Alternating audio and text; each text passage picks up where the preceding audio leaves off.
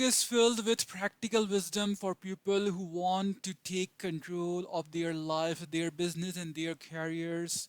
Each time I read a section again, I get new insight which suggests the message are fundamental and deep.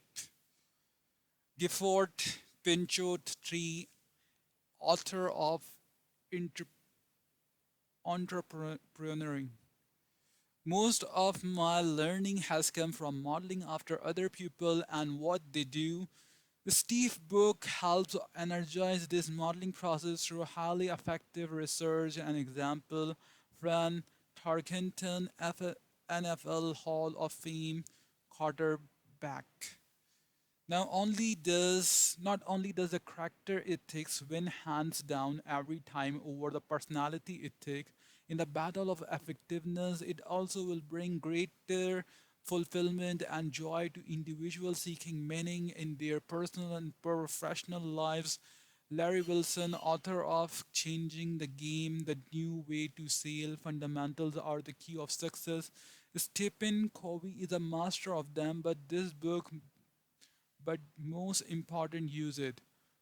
Uh, Tony Robbins, Anthony Robbins, author of Unlimited Power. This book contains the kind of penetrating truth about human nature that is usually found only in fiction. At the end, you will feel not only that you know Covey, but also that he knows you. Orson Scott Card, winner of the Hugo and Nebula Awards. Stephen Covey adds great value to any individual or organization or just through his words, his vision and integrity. His personal example move people beyond mere success.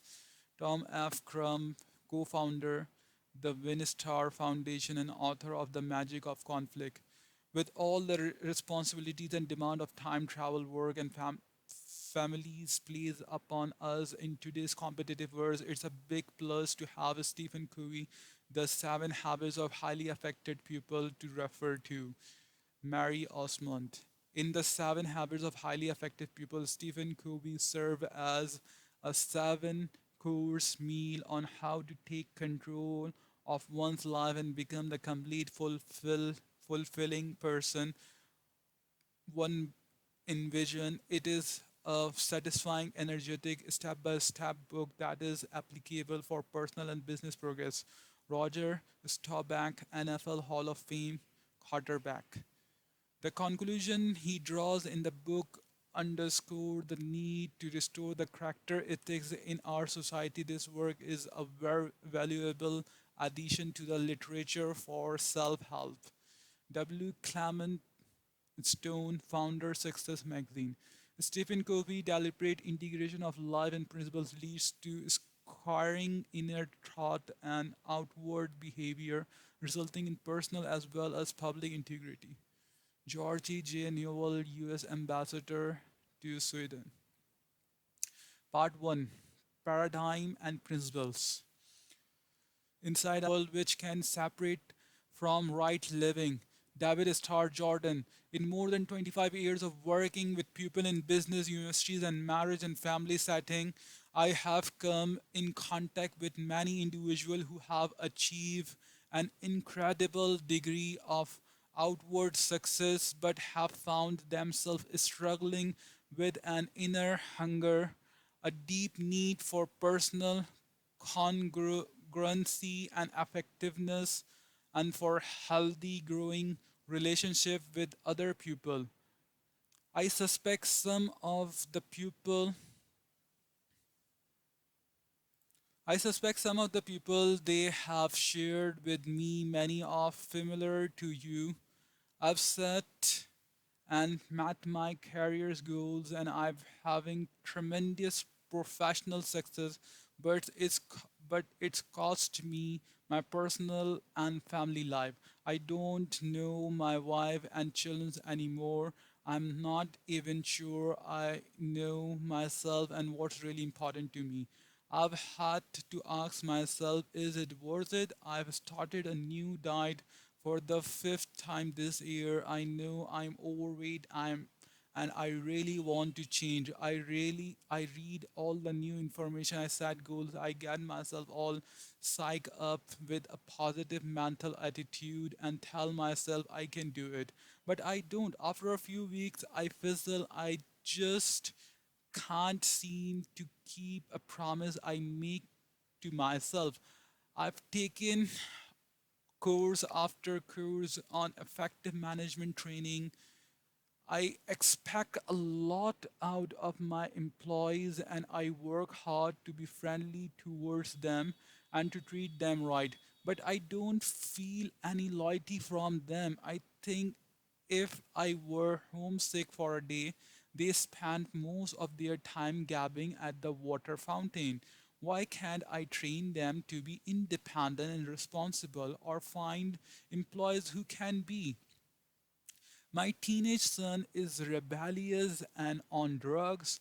No matter what I try, he won't listen to me. What can I do? There's so much to do, and there's never enough time. I feel pressure and hassle all day, every day, 7 days a week. I have attended time management seminars and I've tried half a dozen different planning systems. They've helped some, but I still don't feel I'm living the happy, productive, peaceful life I want to live.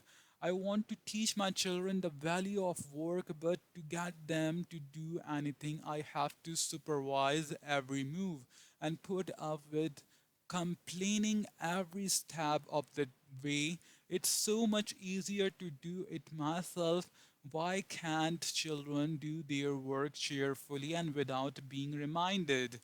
I'm busy, I really busy, but sometimes I wonder if what I'm doing will make a difference in the long run. I really like to think there was meaning in my life, that somehow things were different because I was here. I see my friends or relative achieve some degree of success or receive some recognition and I smile and congratulate them enthusiastically, but inside I'm eating my heart out.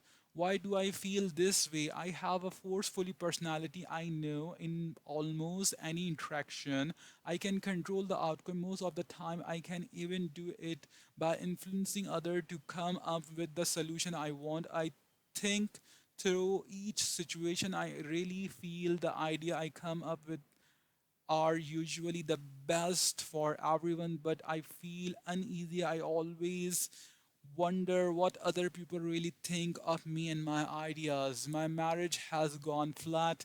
We don't fight or anything. We just don't love each other anymore. We gone to counseling. We tried a number of things, but we just can't seem to rekindle the feeling we used to have. These are deep problem, painful problems, problems that quick fix approaches can solve. A few years ago, my wife Sandra and I were struggling with this kind of concern. One of our sons was having a very difficult time in school. He was doing poorly academically. He didn't even know how to follow the instructions on the task. He let let alone do well in them. Socially, he was immature, often embarrassing those closer to him. At- Athletically, he was small, skinny, and uncoordinated, swinging his baseball bat, for example, almost before the ball was even pitched. Others would laugh at him.